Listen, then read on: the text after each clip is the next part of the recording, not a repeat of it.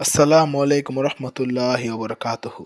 নতুন বর্ষ বা এর উদযাপন, এই টপিক নিয়ে আমাদের সমাজে অনেক বেশি কন্ট্রোভার্সি রয়েছে এবং আমাদের যুব সমাজে এই বিষয় থেকে কোনো আসে যায় না যে তারা কি পালন করছে এবং এর উৎপত্তি বা কোথা থেকে।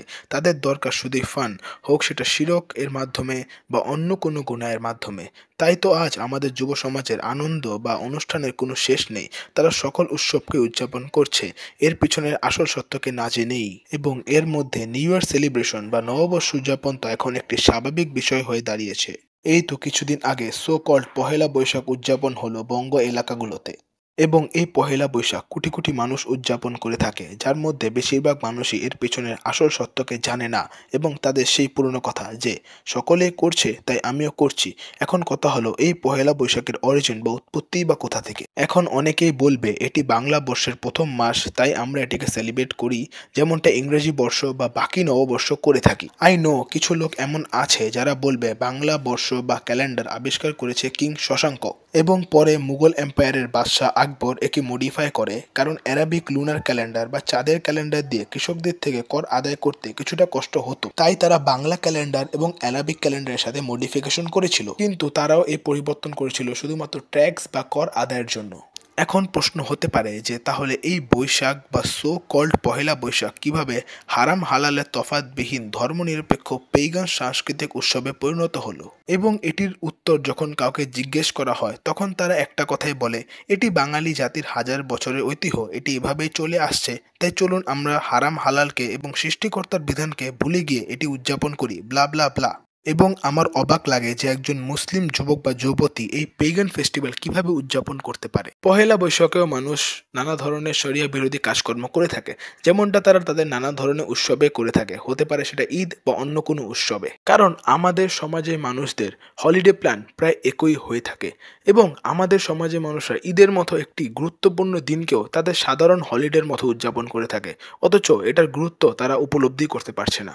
এবং এর আসল কারণ হলো তারা হালাল এবং হারাম বা হক এবং বাতিলকে একত্রিত করে ফেলেছে। যাই হোক, এটি একটি অন্য টপিক, অন্য কোনো দিন এই টপিক নিয়ে ভিডিও করব ইনশাআল্লাহ।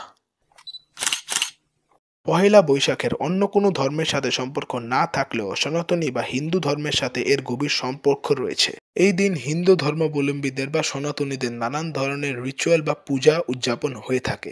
এই দিন তারা অনেক রিচুয়াল পারফর্ম করে থাকে, এবং এই রিচুয়ালগুলোতে অনেক মুসলিমরাও অংশগ্রহণ করে থাকে, হতে পারে জেনে বা হতে পারে না জেনে, যার মধ্যে নানা ধরনের গান বাজনা, নৃত্য এবং আরও নানা কিছু যেগুলো পুরোপুরি শরিয়া বিরোধী।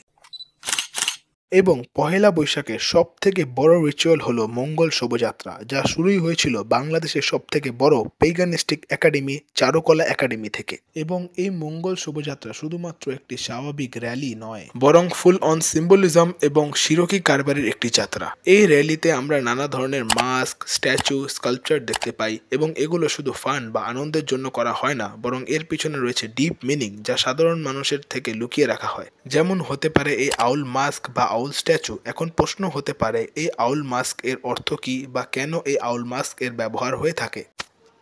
এখন অনেকেই বলবে যে এটি মঙ্গলের প্রতীক বা হিন্দু গডেস লক্ষ্মী এর সিম্বল, কিন্তু কি তাই? উত্তর হলো না। আমি আশা করি আপনারা অনেকেই বোহেমিয়ান গ্রোভ সম্পর্কে জানেন, যেখানে 40 ফিট উচ্চতা বিশিষ্ট একটি আউলের বা পেঁচার মূর্তি আছে। এবং বোহেমিয়ান গ্রোভ হলো এমন একটি জায়গা যেখানে শয়তানের পূজারীরা সে আউল বা পেঁচার মূর্তির কাছে নানা ধরনের রিচুয়াল পারফর্ম করে থাকে, এবং আউল বা পেঁচা উইচক্রাফটের সিম্বল হিসাবেও ব্যবহার হয়ে থাকে। আউলকে সিম্বল অফ লুসিফার বা শয়তানের চিহ্ন হিসাবেও দেখা হয়ে থাকে। এবং শুধু তাই নয়, আমরা এই মঙ্গল শোভাযাত্রায় সূর্য বা সানের স্ট্যাচু বা স্কাল্পচারও দেখে থাকি, এবং এই সূর্য হলো ইজিপশিয়ান গড রা এর সিম্বল। তাই এর থেকে বোঝা যাচ্ছে যে এই মঙ্গল শোভাযাত্রায় শয়তানের থেকে মঙ্গল কামনা করা হয়ে থাকে। এবং যদি আমরা মঙ্গল শোভাযাত্রার প্রতিটি স্কাল্পচারকে দেখি তাহলে আমরা দেখব যে এগুলো বেশিরভাগই হিন্দুইজমের গড বা গডেসের সাথে সম্পর্কিত।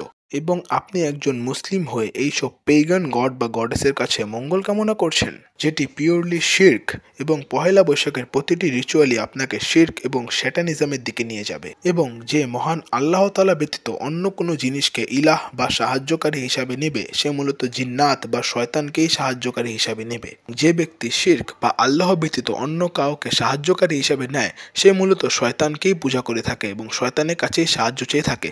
এবং শয়তান তো সব থেকে বড় প্রতারক এবং মানবজাতির সব থেকে বড় দুশমন। আর কোরআনেও এই বিষয়ে অনেক জায়গায় উল্লেখ রয়েছে। ويوم يحشرهم جميعا ثم يقول للملائكة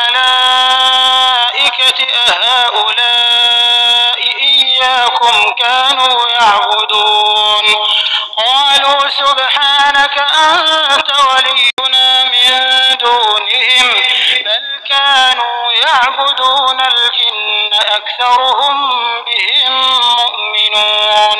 আজ আমরা কোনো কিছু না জেনে না বুঝে সেটিকে উদযাপন করছি, অথচ এর পিছনে রয়েছে শিরকের মতো মহাপাপ।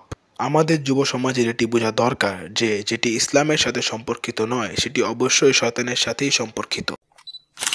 আমরা যদি নবীদের বা সাহাবাদের জীবনী দেখি, তাহলে আমরা দেখব ওনারা কোনোদিন নববর্ষ বা নিউ ইয়ার সেলিব্রেট করেননি। তাহলে কিভাবে আমরা মুসলিম হয়ে এগুলো উদযাপন করছি? তো আজ এখানে শেষ। মহান আল্লাহ তাআলা আমাদের সকলকে বোঝার তৌফিক দান করুন। আমিন। মে আল্লাহ প্রোটেক্ট ইউ।